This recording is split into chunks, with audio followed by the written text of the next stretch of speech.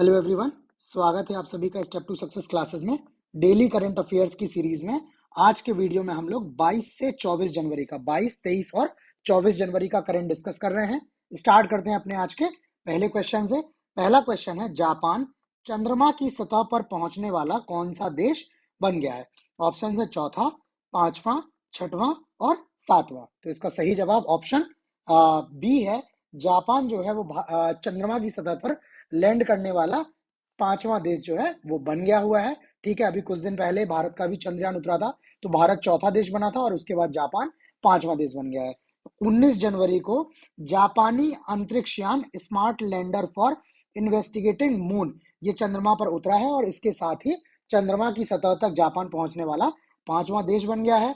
चौथा भारत है, बाकी तीन जो है वो सबसे पहला है संयुक्त राज्य अमेरिका, दूसरा सोवियत संघ और तीसरा चीन।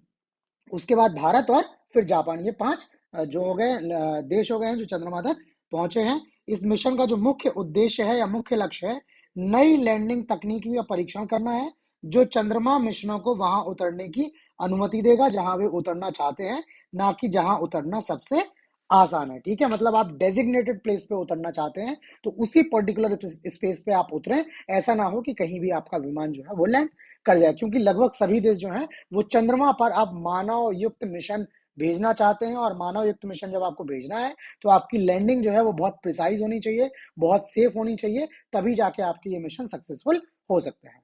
अगला क्वेश्चन देखते हैं। अगला क्वेश्चन है, पराक्रम दिवस कब मनाया जाता है?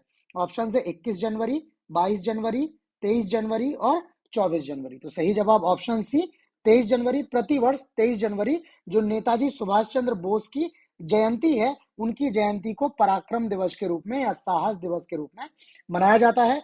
इस वर्ष जो है वो सुभाष चंद्र बोस के जन्म की 127वीं जयंती है। इनका जन्म जो है वो 23 जनवरी 1897 को हुआ था। ठीक है, 17वीं लोकसभा के लिए कुल कितने लोकसभा सांसदों को संसद महारत्न पुरस्कार के लिए चुना गया है?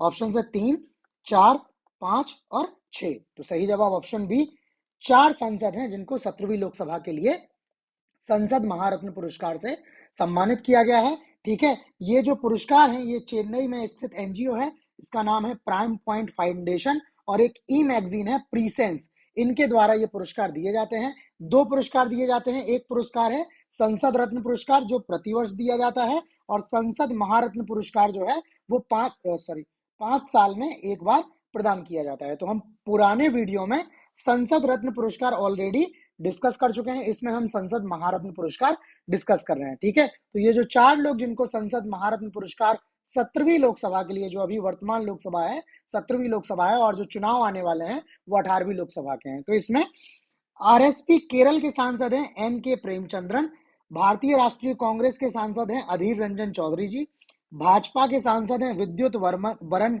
महतो, और भाजपा के ही सांसद हैं डॉक्टर हिना विजय कुमार गावित। ये 4 लोग हैं, ये 4 सांसदों को 17वीं लोकसभा के लिए सांसद महारत्न पुरस्कार से सम्मानित किया गया है। इसके अलावा इन्होंने इस वर्ष एक और कैटेगरी ऐड की है, सुप्रिया सुले जो एनसीपी की सांसद हैं, श्रीरंग अप्पा वार्ने जो शिवसेना से सांसद हैं, और भ्रातृहरि मेहताब जो बीजेडी बीजू जनता दल उड़ीसा से सांसद हैं। ठीक है, ये तीनों लोग जो हैं वो 16वीं लोकसभा के लिए संसद महारत्न पुरस्कार से सम्मानित किए गए थे, और इन्होंने 17वीं लोकसभा में भी जो है वो अनुकरणीय प्रदर्शन किया हुआ है, और इसी को ध्यान में रखते हुए इन तीनों सांसदों को संसद उत्कृष्ट मान रत्न पुरस्कार से सम्मानित किया जाएगा। ठीक है, अगले क्वेश्चन पे चलते हैं। किस राज्य की स्वदेशी खजूर को हाल ही में भौगोलिक संकेतक जियोग्राफिकल आइडेंटिफिकेशन या जीआई टैग से सम्मानित किया गया है? ऑप्शन है उत्तर प्रदेश, केरल, तमिलनाडु और गुजरात। तो इसका सही जवाब ऑप्शन डी गुजरात, और गुजरात में भी गुजरात का जो कच्छ है, कच्छ की स्वदेशी खजूर जिसको कच्ची खरेक भी बोलते हैं, इसको जीआई टैग जो है प्रदान किया गया है, और जीआई टैग प्राप्त करने वाला गुजरात का ये दूसरा फल बन गया है। इसके पहले जो गिर केसर आम है इसको जीआई टैग दिया गया था वर्ष 2011 में, जो वर्तमान में सौराष्ट्र के जूनागढ़, गिर सोमनाथ और अमरेली जिलों में उगाया जाता है। और अगर खजूर के पेड़ों की बात करें तो कच्छ में लगभग 2 मिलियन खजूर के पेड़ हैं। इससे आप समझ सकते हैं कि खजूर का कितने बड़े पैमाने पर गुजरात में उत्पादन होता है। ठीक है, नेक्स्ट क्वेश्चन पे जाने से पहले मैं आपको बताऊं कि ये जो क्वेश्चंस हम लोग डिस्कस कर रहे हैं ये पीडीएफ के फॉर्म में भी हम आपको अवेलेबल कराते हैं। ये पीडीएफ जो हैं ये इस तरह से डिजाइन की गई हैं कि आप इनको मोबाइल पे इजीली पढ़ सकते हैं।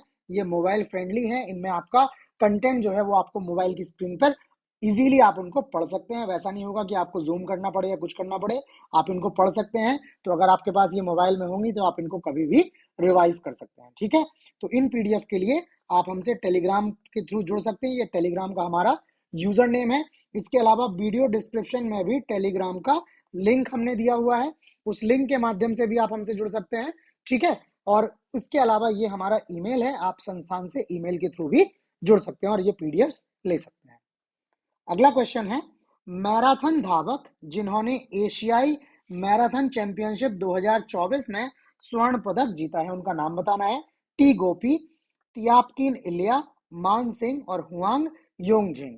तो सही जवाब ऑप्शन सी, ये मान सिंह जो भारतीय खिलाड़ी हैं मान सिंह, इन्होंने हांगकांग में 2 घंटे 14 मिनट और 19 सेकंड में व्यक्तिगत सर्वश्रेष्ठ समय के साथ ये जो है इसमें स्वर्ण पदक जीता है। ठीक है, इन्होंने चीन के हुआंग योंगजिंग को 65 सेकंड के समय के अंतर से हराया हुआ है। मतलब इन्होंने रेस जो है वो 65 सेकंड पहले पूरी कर ली। और महिलाओं की स्पर्धा जो रही है उसमें भारत की हैं धावक अश्विनी जाधव, इन्होंने 2 घंटे 56 मिनट 42 सेकंड के समय के साथ 8वें स्थान पर ये रही हैं। तो मान सिंह पहले स्थान पर और अश्विनी जाधव 8वें स्थान पर रही हैं। अश्विनी जाधव महिलाओं की और मान सिंह इसमें जो रेस है उसमें पहले स्थान पर।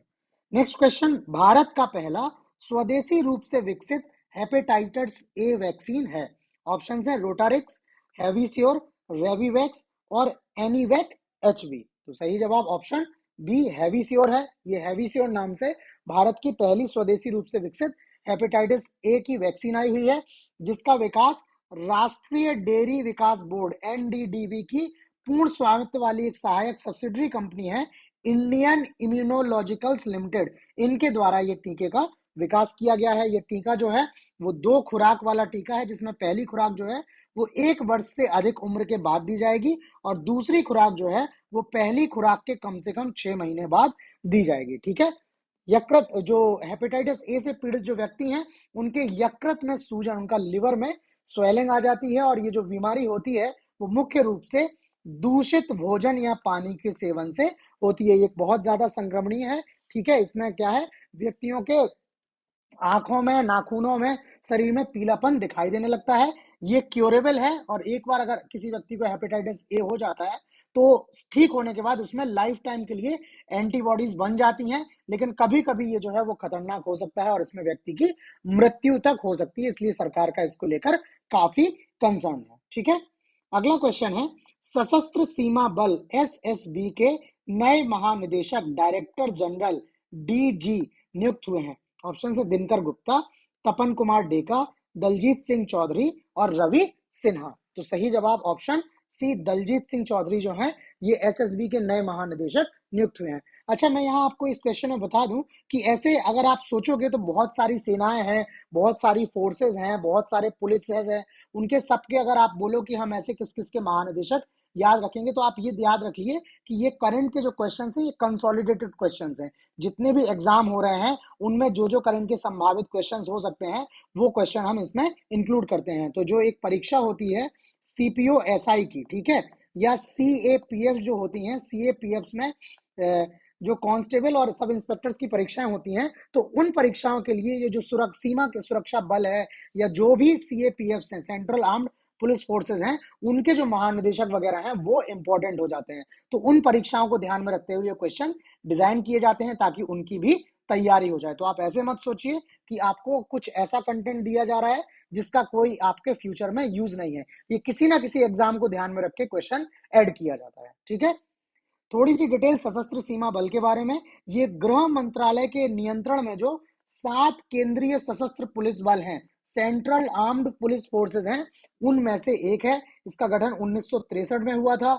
आदर्श वाक्य जो है वो सेवा, सुरक्षा और भाईचारा है। ठीक है, और ये नेपाल भूटान सीमा की सुरक्षा के लिए जो है वो जिम्मेदार है। बाकी और जगह भी एसएसबी के जवान आपको देखने को मिल जाएंगे। बट ये जो सीएपीएफ का गठन हुआ है ये किसी पर्टिकुलर प्लेस के ध्यान में रखते हुए गठन हुआ था, बट फिर जो सिमिलर टेरेन होती है उन टेरेन्स में इनको डिप्यूट किया जाता है। यहाँ पे जो 7 CAPF हैं जो होम मिनिस्ट्री के अंडर में है, उनका भी नाम है। एक तो SSB सीमा सुरक्षा बल, वो सॉरी सशस्त्र सीमा बल, BSF border security force, AR Assam rifles, NSG national security guards, CISF central industrial security forces, CRPF central reserve police forces और ITBP Indo Tibet border police. ये 7 CAPF जो है ये तो इवन PCS वगैरह की परीक्षाओं में भी पूछा गया है कि कौन इनमें से जो है वो 7 जो केंद्रीय सशस्त्र पुलिस वाले हैं उनमें शामिल नहीं है।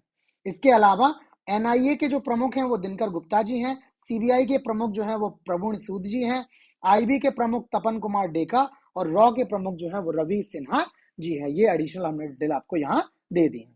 अगला क्वेश्चन, भारत का इक्विटी बाजार वैश्विक स्तर पर कौन से स्थान पर पहुंच गया है? ऑप्शन है थर्ड, फोर्थ, फिफ्थ और सिक्स्थ। तो सही जवाब ऑप्शन बी है। भारत का जो इक्विटी मार्केट है वो उसका जो मूल्यांकन है वो चौथे सबसे बड़े शेयर बाजार के रूप में हुआ है, और ये लक्ष्य जो भारत के शेयर बाजार ने हासिल किया है 23 जनवरी 2024 को जब मार्केट क्लोज हुआ है, उस टाइम जो भारत के शेयर बाजार का मूल्यांकन था वो हांगकांग को क्रॉस करते हुए आगे बढ़ गया और विश्व में चौथे स्थान पर आ गया। जो भारत का पूरा संयुक्त बाजार जो पूंजीकरण है वो भारत का था 4.33 ट्रिलियन डॉलर का, जबकि हांगकांग का था 4.29 ट्रिलियन डॉलर का। तो भले ही बहुत थोड़ा सा मार्जिन है, बट भारत हांगकांग को पीछे छोड़ते हुए दुनिया के चौथे सबसे बड़े शेयर बाजार के रूप में रजिस्टर हो गया है। ठीक है, आगे चलने से पहले एक जानकारी और मैं शेयर कर दूं कि यूपी PCS की 2 परीक्षाएं हैं।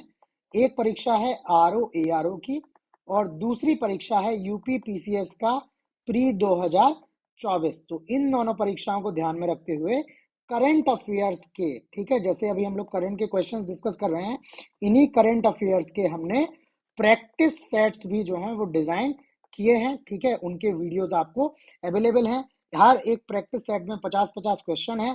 ऐसे 9 वीडियो जो है वो ऑलरेडी अपलोड हो चुके हैं, तो 450 क्वेश्चन हम आपको प्रोवाइड कर चुके हैं। इसके आगे भी ये क्वेश्चन हम आपको प्रोवाइड करेंगे। और टोटल जो RO ARO की परीक्षा है उसमें 15 जनवरी तक करंट के जो भी संभावित क्वेश्चन होंगे, और जो PCS प्री है उसमें 15 फरवरी तक के जो भी क्वेश्चन होंगे वो इंक्लूड किए जाएंगे। आपके वीडियो कितने भी हो, चाहे क्वेश्चन आपके बढ़ते बढ़ते 700 पहुंच जाए, चाहे क्वेश्चन आपके बढ़ते बढ़ते 800, बट उतना करंट कवर किया जाएगा। और सारे करंट के क्वेश्चन जो हैं वो इन 2 परीक्षाओं को ध्यान में रखते हुए किए हैं। तो यूपी स्पेशल का भी जो करंट है वो उसमें इंक्लूड किया हमने अच्छे से। ठीक है, तो जो लोग आप लोग उस परीक्षा में बैठ रहे हैं वो इन वीडियोस को देख सकते हैं, इनसे आपकी अच्छी खासी तैयारी हो जाएगी। अगला क्वेश्चन, हाल ही में लॉन्च की गई प्रधानमंत्री सूर्योदय योजना संबंधित है।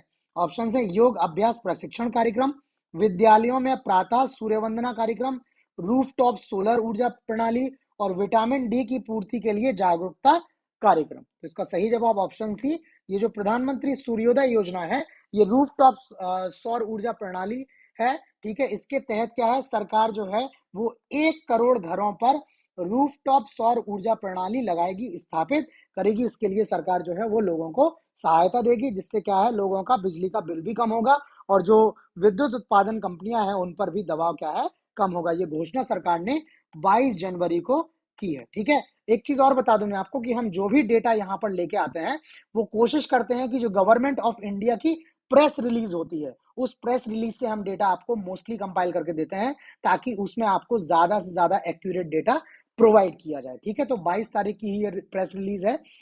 ठीक है, उस दिन सरकार ने ये, मोदी जी ने ये घोषणा की है। इसके अलावा रूफटॉप सोलर प्रोग्राम की अगर बात करें, ये जो है सरकार द्वारा 2014 में लॉन्च किया गया था, जिसका लक्ष्य वर्ष 2022 तक 40,000 मेगावाट या 40 गीगावाट की रूफटॉप सौर ऊर्जा क्षमता हासिल करना था। मतलब छतों पर जो सोलर प्लांट लगा के 40 गीगावाट तक ऊर्जा उत्पादन का लक्ष्य था। हालांकि ये लक्ष्य पूरा नहीं हो पाया, इस वजह से सरकार ने इसको आगे बढ़ाते हुए इसकी जो डेडलाइन है वो 31 मार्च 2026 तक बढ़ा दी है। ठीक है, आप 31 मार्च 2026 तक सरकार रूफटॉप सोलर प्लांट द्वारा 40 गीगावाट की ऊर्जा क्षमता हासिल करने का लक्ष्य रखे हुए है। थोड़ी सी डिटेल हमने भारत की वर्तमान सोलर ऊर्जा क्षमता के बारे में किया हुआ है। तो जो नवीन और नवीकरणीय ऊर्जा मंत्रालय है उसके अनुसार दिसंबर 2023 तक भारत में जो सौर ऊर्जा स्थापित क्षमता है वो 73.31 गीगावाट है, ठीक है, जिसमें से सबसे ज्यादा जो है वो क्षमता है 18.7 गीगावाट राजस्थान की। तो अगर आपसे क्वेश्चन पूछ लिया जाता है कि भारत में सबसे ज्यादा सौर ऊर्जा स्थापित क्षमता जो है वो किस राज्य की है, तो सबसे ज्यादा किसकी है, राजस्थान की। दूसरा स्थान आता है गुजरात का, जिसकी 10.5 गीगावाट है, ठीक है। इसके बाद अगर छत पर सौर ऊर्जा क्षमता की बात की जाए तो उसमें गुजरात शीर्ष स्थान पर है, वो 2.8 गीगावाट के साथ गुजरात शीर्ष स्थान पर, जबकि महाराष्ट्र दूसरे स्थान पर, ठीक। और भारत का जो लक्ष्य है वो वर्ष 2023 तक 500 गीगावाट नवीकरणीय ऊर्जा क्षमता तक पहुंचने का लक्ष्य है, ठीक है, ताकि पारंपरिक संसाधनों की जगह जो है वो नवीकरणीय ऊर्जा स्रोतों की तरफ हम लोग मूव कर सकें। अगला क्वेश्चन, किन दो देशों के बीच संयुक्त विशेष बल अभ्यास खंजर के 11वें संस्करण का आयोजन हुआ है?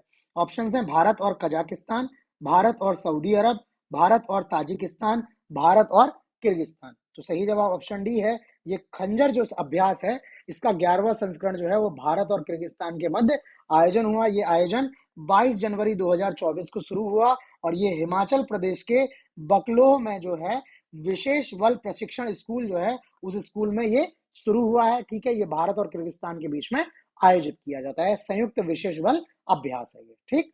नेक्स्ट क्वेश्चन, हाल में चर्चित मधिका भाषा किस राज्य से संबंधित है?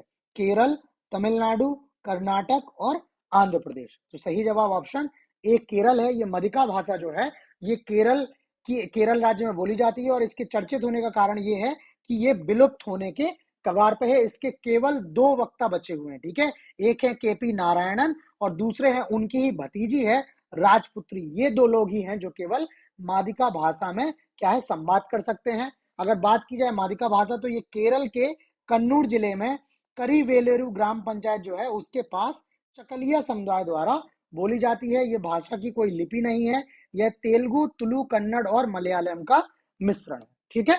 अगले क्वेश्चन पे चलते हैं, किस कंपनी ने 5 साल का आईपीएल शीर्षक प्रायोजन अधिकार टाइटल स्पॉन्सरशिप राइट्स जो है वो सॉरी जो है जीता है? ऑप्शन है अडानी ग्रुप, रिलायंस, टाटा ग्रुप और आदित्य बिरला ग्रुप, ठीक है। तो इसका जो सही जवाब है आपका ऑप्शन सी टाटा ग्रुप है। जो टाइटल स्पॉन्सरशिप राइट है आईपीएल के 5 साल के लिए वो टाटा ग्रुप ने जीते हुए। ये घोषणा जो है बीसीसीआई ने 20 जनवरी 2024 को की है। वर्ष 2024 से 2028 तक के लिए 2500 करोड़ रुपए में आईपीएल का शीर्षक प्रायोजन टाटा ने हासिल किया है, ठीक है। इसके अलावा जो अगर अनुमानित ब्रांड वैल्यू की बात करें तो उसके आधार पर आईपीएल जो है वो दुनिया का सबसे अमीर टी20 टूर्नामेंट बन गया है, ठीक। इसके बाद टाटा समूह जो है वो पुरुष आईपीएल और महिला प्रीमियर लीग जो वुमेन्स प्रीमियर लीग है इन दोनों का शीर्षक प्रायोजक रहा है, ठीक है। दोनों का इनके पास टाइटल स्पॉन्सरशिप रही है, ठीक। तो ये हो गया इसके बारे में। बाकी आज हमारे पास इतने ही क्वेश्चंस हैं। आपको वीडियो कैसा लगा प्लीज लाइक करके कमेंट करके हमें जरूर बताएं। आपके कमेंट्स जो हैं वो बहुत ज्यादा इंपॉर्टेंट हैं, ठीक है। आप लोग कमेंट्स करके ही हमें बता सकते हैं कि जो हम आपको बता रहे हैं वो आपको उपयोगी लग रहा है कि नहीं लग रहा है। कहीं आपको अगर कोई प्रॉब्लम है तो वो भी आप हमसे कमेंट करके शेयर कर सकते हैं, ठीक है। किसी तरह का आपका फीडबैक है तो आप फीडबैक भी दे सकते हैं। बाकी ये जो क्वेश्चंस हमने डिस्कस किए उनकी पीडीएफ के लिए आप हमारा ये टेलीग्राम के थ्रू हमसे जुड़ सकते हैं, ठीक है। टेलीग्राम से जुड़ के आप वहां से ये पीडीएफ ले लीजिएगा। तो आज इतना ही करंट अफेयर्स में, बाकी नए क्वेश्चंस के साथ कल मिलते हैं, तब तक के लिए धन्यवाद।